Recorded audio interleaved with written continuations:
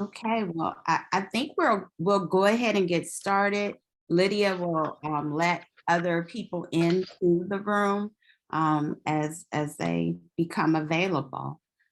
So we will start. Good morning, everyone. My name is Sonia Pryor Jones, and I have the pleasure of working at the Fab Foundation, one of the organizers for this year's conference. At the Fab Foundation, I serve as the Chief Implementation Officer, and that role is a variety of things, but relevant to today's conversation, I direct our education efforts with a wonderful team. And we're really excited today to present to you a session called Hearing from Our Future, which specifically references the amazing people you're going to hear from today. And those are youth from all around the world who are making, even during these times of COVID, extending their interests and also teaching and learning.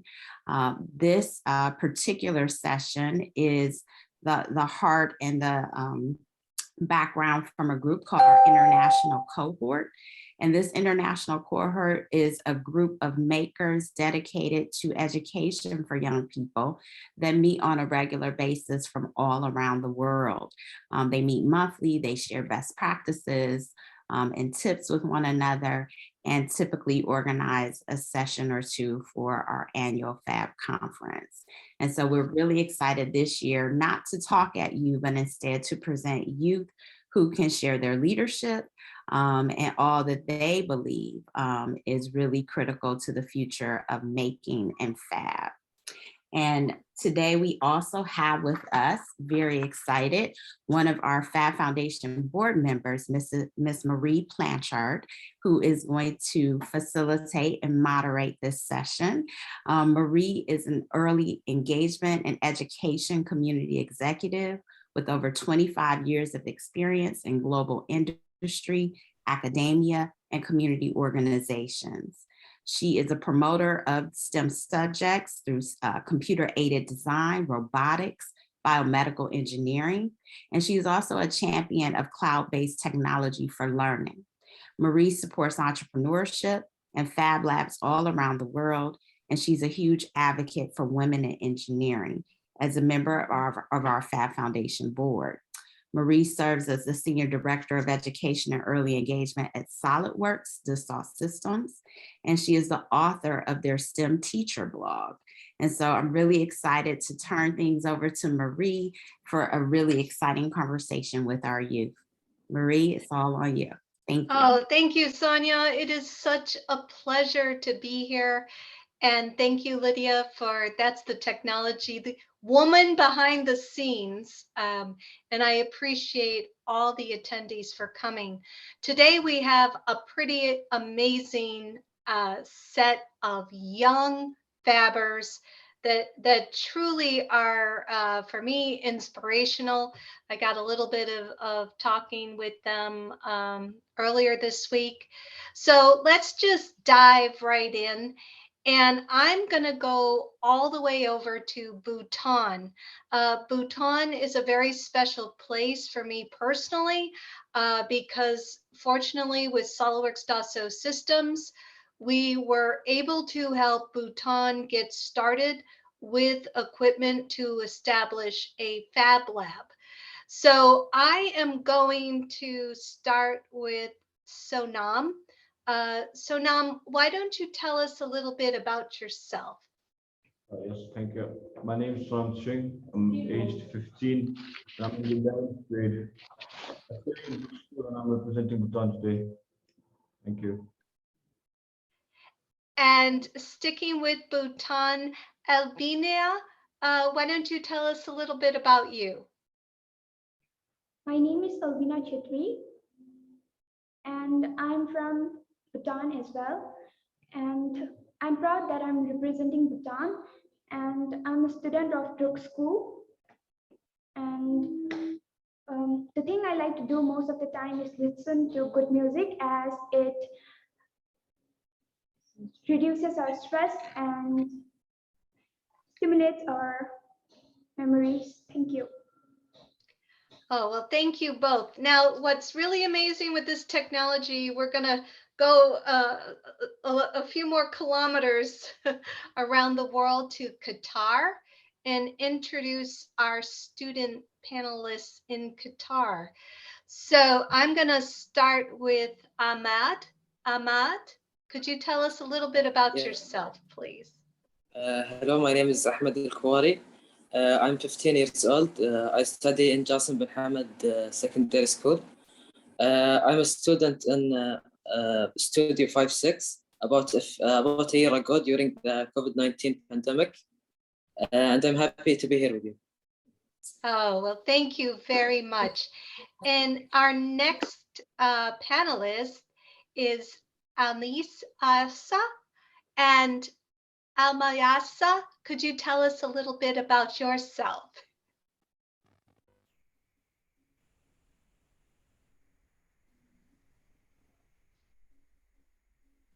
Almayasa?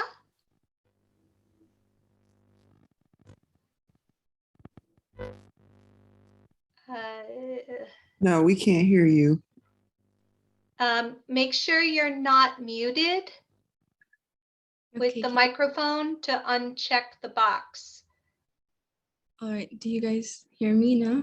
Yes. Now we hear you, yes. Right. Awesome. All right. Good morning or good afternoon or good evening, depending on what time zone you're at. Hi, everyone. I'm Almayasa Al-Wadani. I'm 15 years old and I'm here to represent Qatar along with Ahmed. I'm a soon-to-be freshman at Qatar Academy Doha, and I'm going to tell you how I got, I'm going to say, interested in the whole idea of digital fabrication. Since the beginning of this year's summer vacation, I was trying to explore and experiment with different or join different workshops along different fields. For example, the medical field, the musical field, self-development, and the digital field. So when I first discovered about Studio 56, I was able to join two different workshops, however, circulating around the same idea, which is using digital technology in order to create prototypes and whatnot. And as you can see on the screen, one of the projects that I've worked with as I was in Studio 56 is that I've recreated something called an electronic misbaha, which is something used in Muslim countries. Since Qatar is a predominantly Muslim country, we use this device to keep count of our prayers and whatnot. So that was a really fun experience, the meeting new people and creating new projects and, having successes and failures.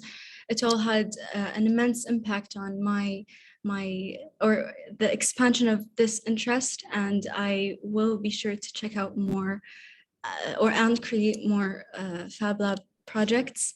Thank you all for listening, and yeah. And we will be back to you because I certainly want to learn more about your project. So Right. that is an introduction to our panelists, and you can see, to me, what was so surprising was at such a young age, we have young people so interested in digital fabrication. So Lydia, with your help, let's go back to Bhutan. And I have to ask Sonam, how did you find Fab Lab Bhutan? Well, during my past days, I didn't really know about Fab Lab because I was recently introduced to it by my school teachers and principals. And what really got me interested in all these activities is the fact that anyone starting from a kid to any old person can just come up with an idea and create something that could help or express their feelings and make the world a better place.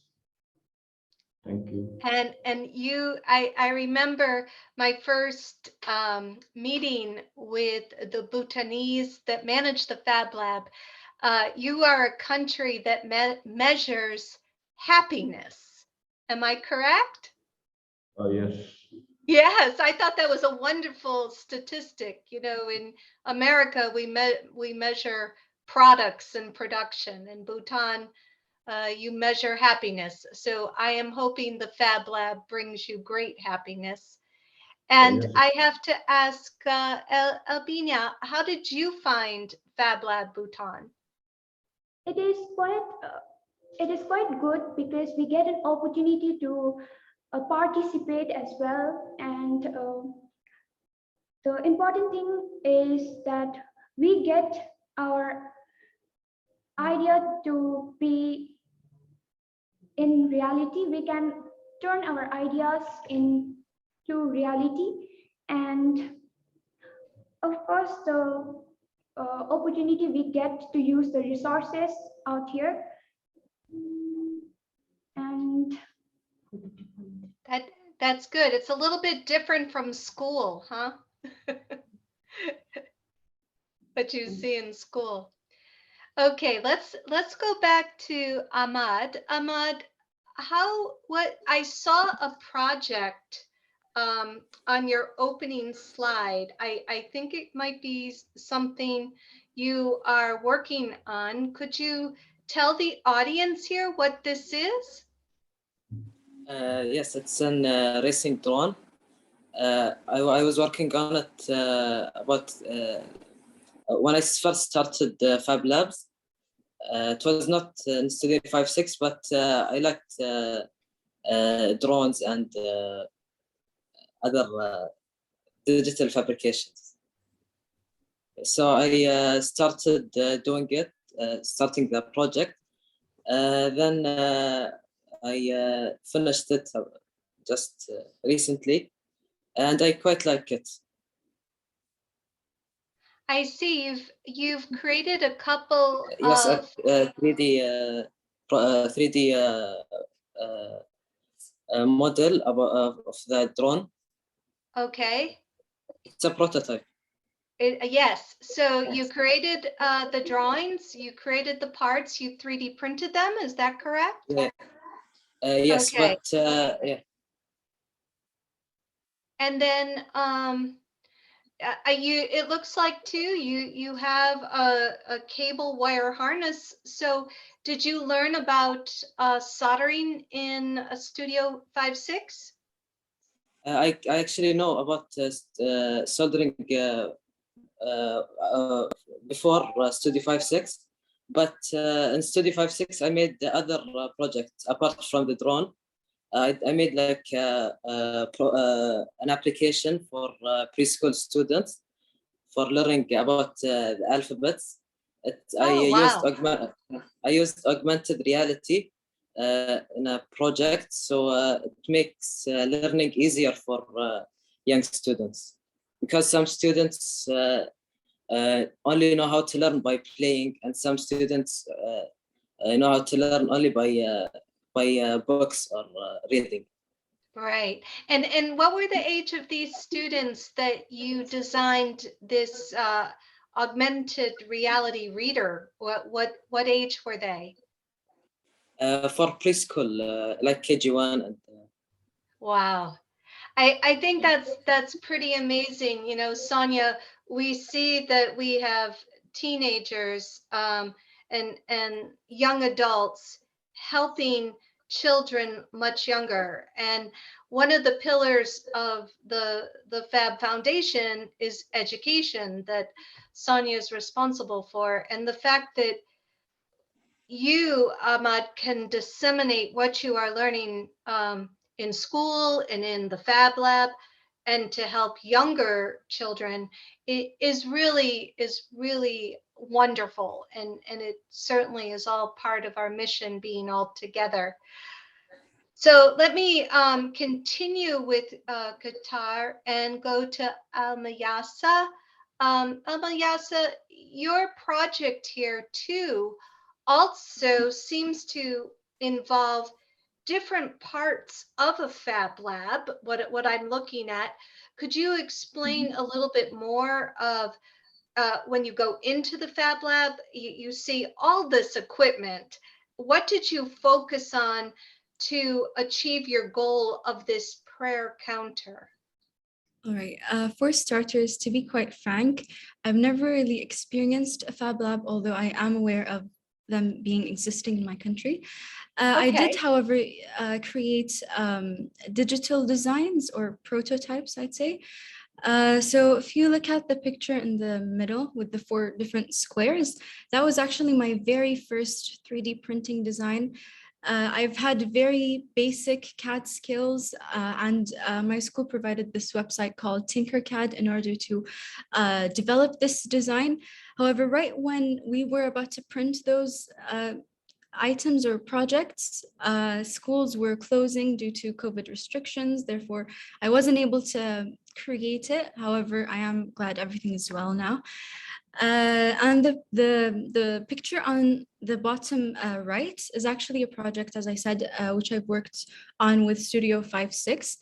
And you were asking what it is exactly. So I'm gonna first talk about the things I've used and what I used in order for it to look the way it is. So I used an Arduino microcontroller, and I've added different boards and different types of aspects digitally, of course, in order for it to be a successful product. And I'm going to go into detail about what it is exactly and what the point of it. Basically, many people here in the Muslim region, I'd say, use this device called a misbaha.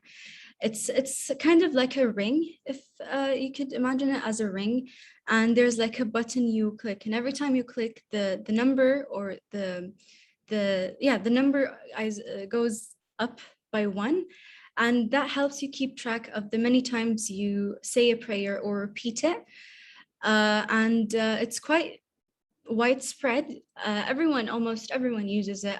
It's very handy, and you can get a hand of it anywhere. Honestly, I would, to be honest, again, didn't really went well. There was some technical difficulties with the coding itself.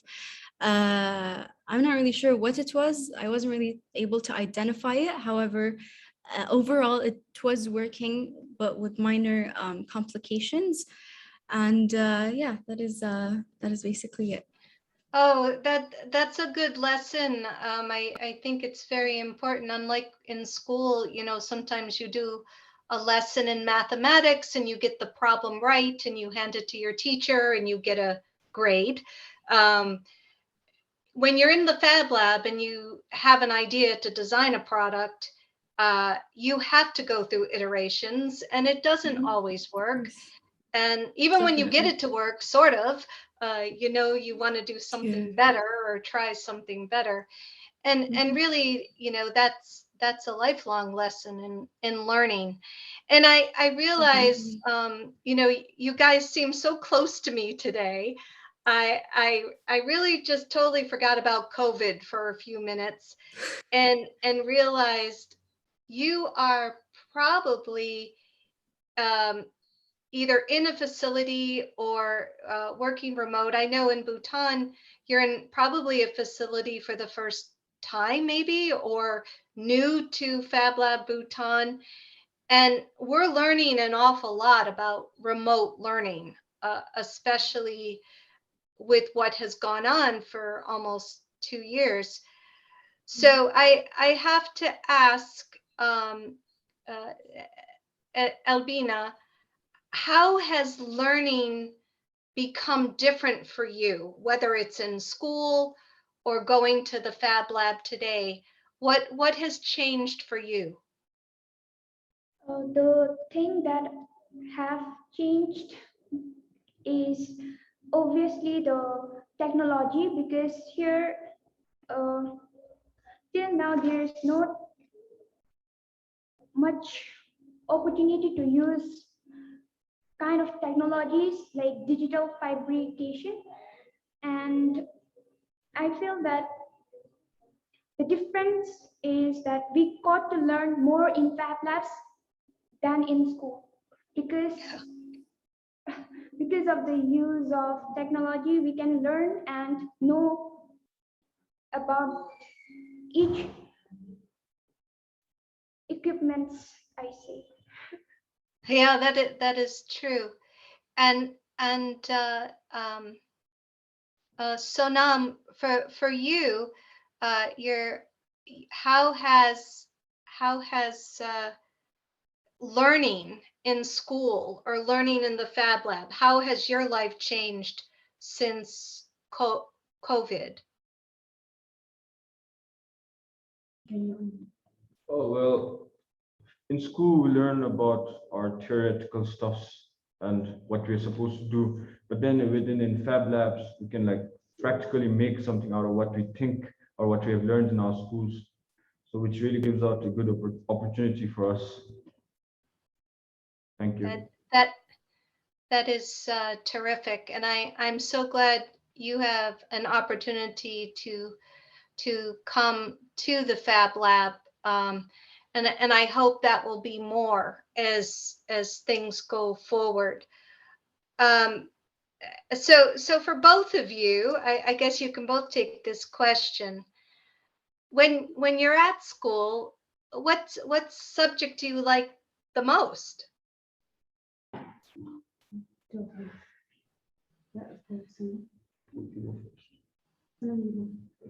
Well, I like mathematics. Mathematics. That's good. And what about you, Alina? I like biology.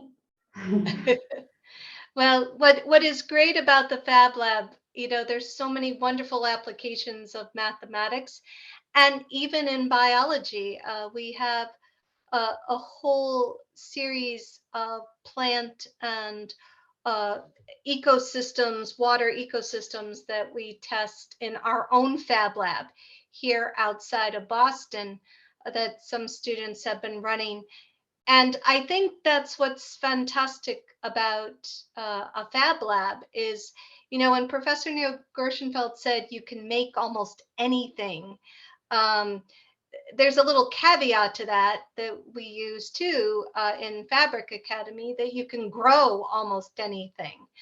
And to have that kind of exposure in a place outside of a traditional school, because I think the traditional school and traditional learning has been totally flipped upside down with COVID. So thank you for your insight there. Let's go back to Qatar, and I'm going to ask the same question to Ahmed. Ahmed, how has your life, how has your learning in school changed since COVID has happened?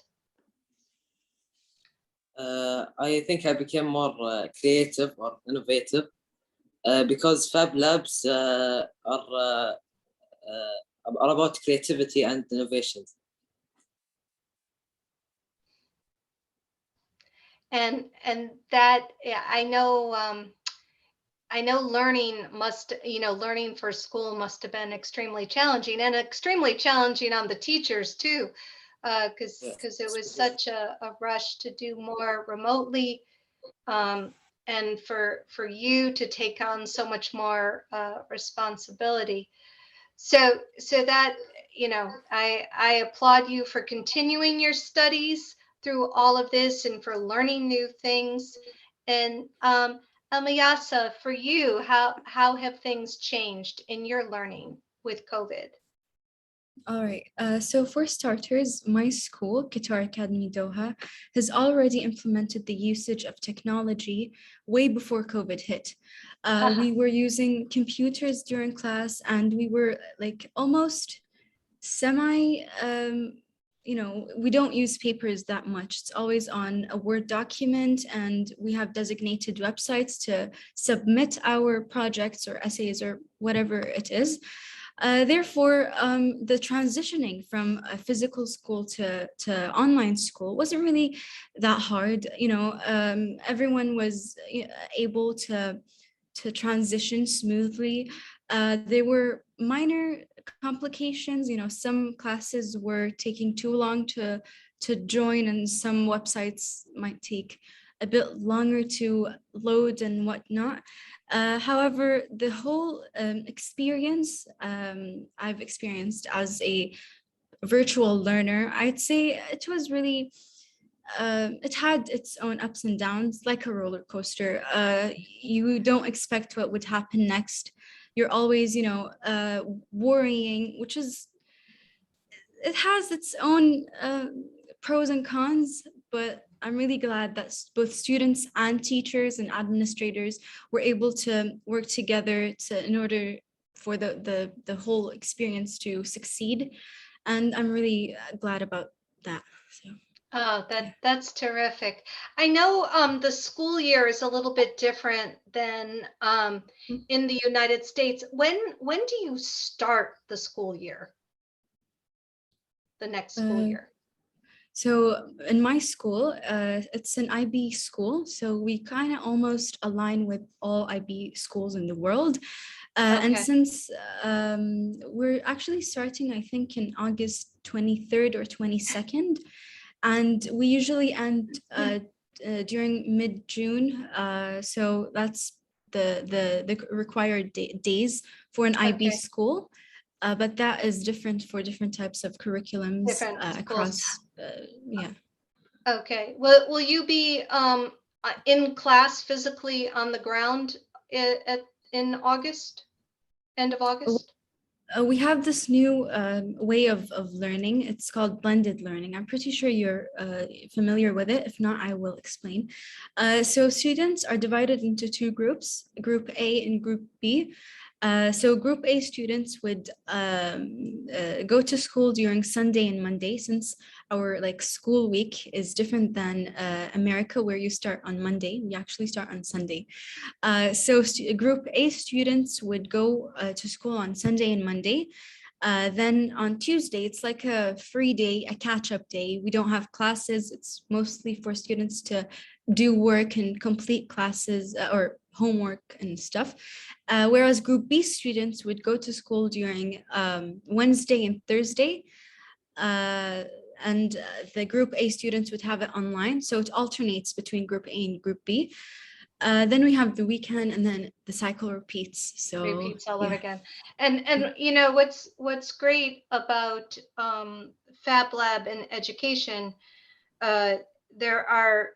we're seeing yesterday there are exercises to be done virtually, and then for students and for all of us, which is important. And then hopefully there'll also be the piece on the ground later this year. So I'm going to go back to Bhutan because these students represent you. You both represent your country. So here's a very big question for you. And you can figure out who's going to go first, okay? I think Sonia came up with this question. I think this is something she's looking for some help with. If you had $1 trillion, that's an awful lot of money. What would you do to make sure all young people in your country could experience Fab Labs? But what would you do?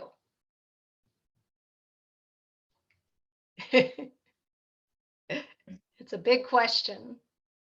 Having $1 trillion would be amazing to begin with, and utilizing that amount of money to make young people across the globe experience Fab Labs would be a dream come true. To begin, I would first identify the requirements across the globe and prioritize the implementation of Fab Labs where it required the most. And a demo would be offered to teachers to showcase the young ones, and the steps will be followed across the globe in an orderly manner, which will make sure our goal to make young people experience Fab Labs. Thank you. That's terrific. And what about you, sir? You are in Bhutan, this country that measures happiness. What would you do to help young people experience this Fab Lab in Bhutan? Well, having $1 trillion would be really fascinating in the first place, but in case of an surprising of a surprising event, I do get $1 trillion to make the young generation experience all these fab labs and maker spaces. The first thing is we all know that money does not last forever and it could exhaust under any circumstances.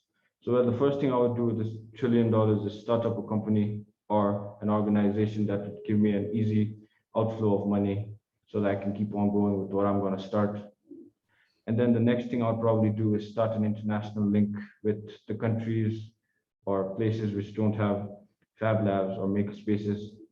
And then after I've done my research and find out about which countries don't have fab labs or maker spaces, I'll start another campaign which would start building or start donating to those countries so that all young generations could have an equal opportunity to experience it. Well, that is definitely a great role model to expand beyond, the area of one country with Fab Labs to many, because that's the whole bit of what we're about, is to get everybody in the world access to these tools. I remember helping out Fab Lab Bhutan with the STEM robotics project, one high school, and then from one high school you go out to many high schools to learn about robotics, and you have a very good model there that you start with one, and then from one you can expand. And also Fab Labs need to be sustainable. The money does run out, and you have to keep thinking of innovative ways to keep money coming in and flowing. So I thank you for your insight. I look forward to supporting your business. I think that will be great in the future. I'll see you as a future business leader in Bhutan. So let's go back to Qatar, and I'm going to ask the students the same questions. I'll start with Ahmed. Ahmed, if you had $1 trillion, an awful lot of money, how can you make sure that all young people in your country can experience Fab Labs or maker spaces? As for me, What would you do? I would spend it on festivals all across the country.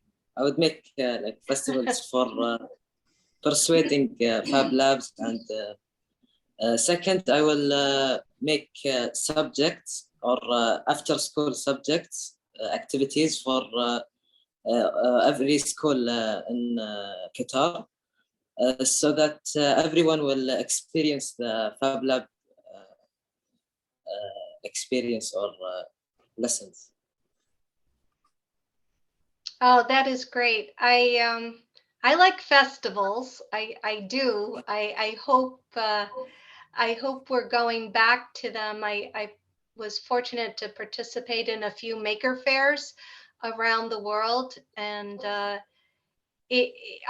hope they'll be back, and I hope that you all here are able to experience one, because you see so many different types of making, so many types of digital fabrication. It's a great educational experience. Almiasa, and what about you? If you had $1 trillion, I can't even say that amount of money, but if you had $1 trillion, how can you make sure that all young people could experience Fab Labs and maker spaces? All right, so firstly, I'd like to visualize the amount. So a stack of $1 trillion could literally is the double, I don't know, like double the amount or the furtherness of the points from where I am right now to the international space thingy. What is it called again? The space station? The space station, yeah, that one. So it could literally reach up to that or even beyond that point. Yeah. So that is a lot. So I'd rather think worldwide than countrywide. Okay. Firstly, I need to understand the root issues that countries are facing. If we take third world countries, they're facing poverty and hunger. So this amount of money can literally end those two issues. And from there, I could build schools in countries that have a lack of education or facing that issue. And I could implement classes as Ahmed stated. I also am thinking of creating centers and recreational centers rather, where students can sign up and try the Fab Labs and the makers spaces and whatnot. And I think that kids of this generation are capable of doing anything, and with the right motivation and the right once the right materials are provided, they can create anything and would have great and astonishing things and results. So that's what I do, and I still have more like leftover money, which is also going to be a lot. So I could I don't know, have it would help me have a stable budget for like the next century or so for all of these centers and schools even. And yeah, that is basically what I'd do if I had $1 trillion. And yeah. Like I said, I was just flabbergasted because it's a lot of money and it gets you to think about another type of problem, right? Another type of Mhm. problem that promotes Definitely. education. Now I know I'm going to take a step back, and I know you don't have this question or have thought about this question, but we still have a little bit more time here. When I first walked into a Fab Lab, I was just overwhelmed. Okay, and I'm a mechanical engineer. It's not that I wasn't familiar. It was much heavier machinery than in a Fab Lab. But I walked into the Fab Lab at MIT in the Center for Bits and Atoms, and I just saw so much opportunity. So I'm going to go back to Bhutan and ask you both, when you first walked into the Fab Lab, which might have been, just today, and you look at all this equipment around you, and what would be the first thing you would like to try to learn if you haven't already? What's your favorite piece of equipment in there, or something you want to try? Oh, well, when I first walked into the Fab Lab, I was quite fascinated by looking at all the gadgets, all the tools here, because it was my first time seeing all this. So, like, what I would really like to learn is 3D printing. It's quite amazing how it just prints out something that's just type it into a computer and then it just makes it real. Yeah, that is pretty amazing. And I work with design software for a living, and I always find the production of it amazing because then it becomes real. And what about you, Alvina? What when you look around the Fab Lab, what do you want to try to learn or try to do?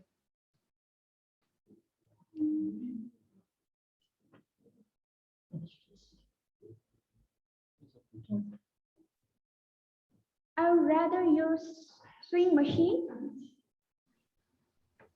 to make something that I like or that I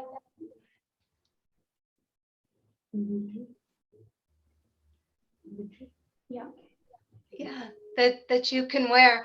I know I had a sewing machine when I was about your age, and it did 2 stitches, right? One straight, one zigzag. And when I look at the sewing machine today in our Fab Lab, I am just blown away. I mean, the sewing machine has a computer, I think. It's just crazy. And you can do so many things and design so many things. I was fascinated by that type of equipment and the technology behind that equipment that you know, I grew up with a needle and thread, and now you have this beautiful sewing machine. So let's go back to Qatar. And I know you've been, maybe you haven't been in a Fab Lab with the restrictions of COVID, but I'm sure there's something you would like to try to learn. Ahmad, is there a particular type of fabrication technology, a particular piece of equipment that you would like to learn about? Yes, I actually about 3 years ago I joined a Fab Lab, and I got and I used some gadgets. The first thing that I learned was soldering. But if I go back in time and what the first thing that I would learn, I think it would be 3D printing, because it's a new technology and it's quite fascinating. Oh yeah, it is. I know you can learn every moment of the day. You can never stop learning because there's so many pieces of new technology. So Almiasa, I'm going to ask you, from your experience, is there a type of digital fabrication technology that you would like to learn? All right. So there are many things in terms of digital fabrication, digital technology in general, I'd like to learn. However, I am more inclined towards the coding behind it rather than the actual, creation of it. So if I do walk into a Fab Lab and like look at the things around me, the first thing I'd have, or the first thought, I usually visualize things. I don't really I'm a visual learner, so I usually look at the thing and kind of analyze it internally and in my mind, of course. And I think of the technology that was, or the coding that was done in order for it to reach the state in which it is right now. The things I'd like to learn is possibly, the coding and the coding, the coding behind it. And I'd also would like to learn the actual 3D printing procedure and, the stages from first creating a prototype to the dimensions and the aimed audience and all of those standards to have in order for it to be a successful product in the end. So yeah, that is basically it. Thank you. Well, I am so excited to have been able to visit with you today. And I truly believe our future is in very good hands. Thank you for representing Bhutan, and thank you for representing Qatar. I'm going to pass this back over to Sonia to finish up. Thank you, Sonia. Thank you, Marie, and thank you to our youth panel. This has been a really wonderful conversation to listen in on.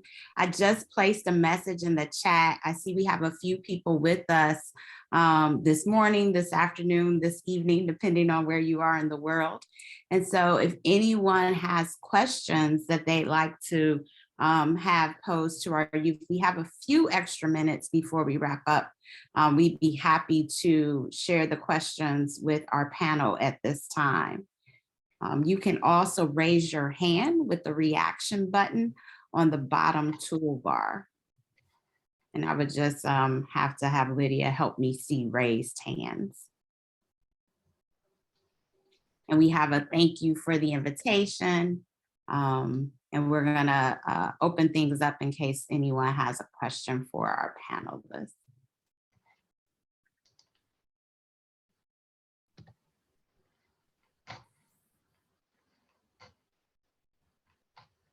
Okay, I see a question here from Leo. Leo's question is, what skills, not technical, are required to develop a worldwide maker community? So Leo wants to know, what skills do you think are required to create a worldwide community that don't have anything to do with the technology? Would anyone like to start that question? What do you think is required to create a worldwide community in Fab? Looks like I'd like to answer that question. So I think that the main skill that we really need to make a worldwide community and not technical skills are like, the first thing we need is communication skills, just to tell people how important all these stuffs are and what opportunity it gives us to make something that we want and express our feelings or what we have planned through it. And I think that's it. Thank you. I couldn't agree with you more. That makes it very personal. And I think personal stories of change allow other people to really understand the opportunity. We have one more question here. And Leo says, thank you for answering his question. How will the youth makers lead more youth makers?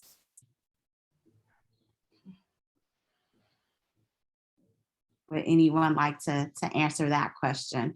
What are you going to do to lead others? Can I answer? All right, thank you. So I think that the most, I'd say, efficient way in order to lead other youth makers is firstly by communication, as my friend from Bhutan stated already. Plus, I think if you know, the youth makers meet up with other youth makers and they discuss different ideas, it would open more ways and more ways of creatively create stuff, literally. So you know, the collision, I'd say, collision of ideas and creativity, creative minds would be a really great way to lead others. And you know, I think if it was to you know, actually follow that way of leading others, I think we'd have a really, you know, a pleasing result. And yeah, I hope that is a great answer. So. Thank you. And it looks like there's a follow-up. What about those who yet identify themselves as makers? So how might we lead others into joining us as a maker if they don't consider themselves a maker?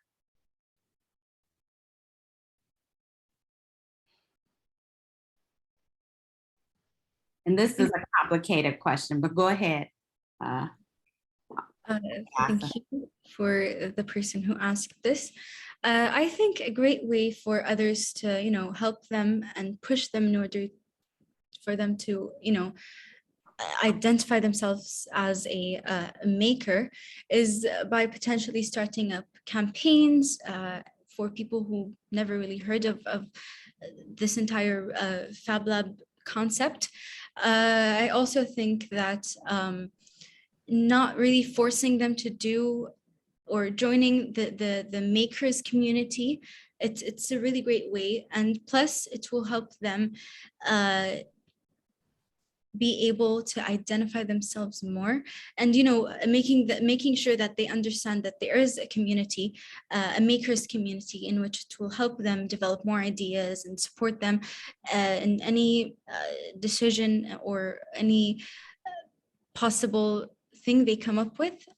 So that is a way they could help them identify themselves in terms of whether or not they are a maker or not. So yeah. Go ahead, from Bhutan.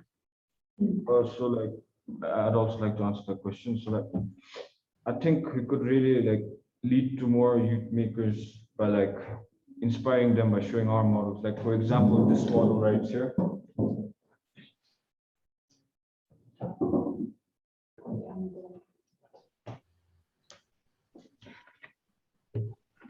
So like for example, this model right here is actually it's used to pick up waste, and like this is a claw here and it picks up the waste and then like keeps our surrounding clean.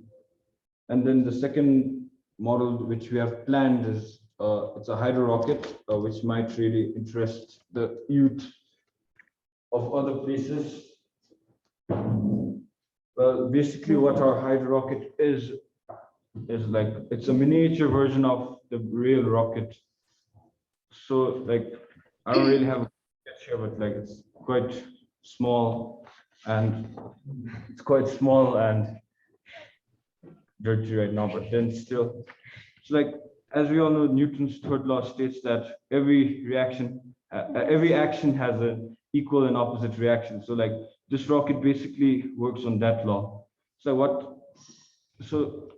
this rocket actually works is like, there's a bottle and there's going to be a launch pad made out of PVC pipes.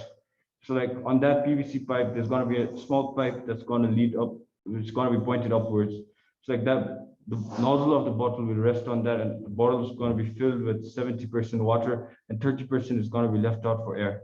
So then basically what this rocket does is, when you fill in air towards the rocket, there's going to be a pressure created, which is going to be around 60 pounds per square inch. So like, due to that pressure, the water gets pushed out and then the rocket gets launched up to the sky. And to add on that, there's going to be a cone-shaped structure on top of the rocket. It's not going to be attached, but it's just going to be kept on top, just so that it could penetrate through the air. And then once the rocket starts to land, there's going to be, the cone is going to fall off and a parachute is going to be deployed. It's going to land straight down, like how an actual rocket would land. So that's all. Thank you. Thank you. From those answers were very rich. And so I heard things like the importance of communication and outreach. But I also heard things like being inclusive enough that it's even okay if a person doesn't identify themselves as a maker, but really exposing them to the opportunity and helping to make it relevant based on their interests. And I think those are great ways to think about this question. In the US, it is highly debated often what it means to be a maker, if everyone is a maker, should everybody be called a maker? And there are some people who reject that label, but it does not mean that they're not creative and doing things hands-on. And so I really appreciate you all thinking about how to be more inclusive in that way. Do we have any final questions before we begin to wrap up our wonderful youth panel today? Marie, any final comments from you before I wrap our panel? Oh, this was just a great experience. I've been grounded for a while, Sonia, and I used to travel all over the world to see students. And you bringing these students into our homes today is really a great feeling. Thank you. Thank you, Marie. And I have to thank our wonderful partners in our international education cohort from Bhutan, Qatar. Later, our partners from Portugal and the United States will have a youth panel. And of course, I want to thank our amazing youth panelists. You are such an inspiration and such a reminder as to why this work is important and what we all must do in our own part to help disseminate and spread this opportunity to as many people as possible. So thank you for staying up late or getting up early and preparing for this panel along with the rest of your studies and areas of interest. We truly appreciate you for this time with us. And I look forward to talking with you all again and having more people hear and understand your stories. They're very powerful and they're very important. So please also, if you have time, check out some of the other sessions at Fab 16. They're free. There'll be all kinds of inspiring things happening all week. But on behalf of the Fab Foundation, on behalf of our Education International Cohort Group, I want to also thank everybody for joining us and listening in today. And we're looking forward to learning so many more things from our young people. Have a wonderful rest of your day, everybody. Bye. Bye-bye. Thank you.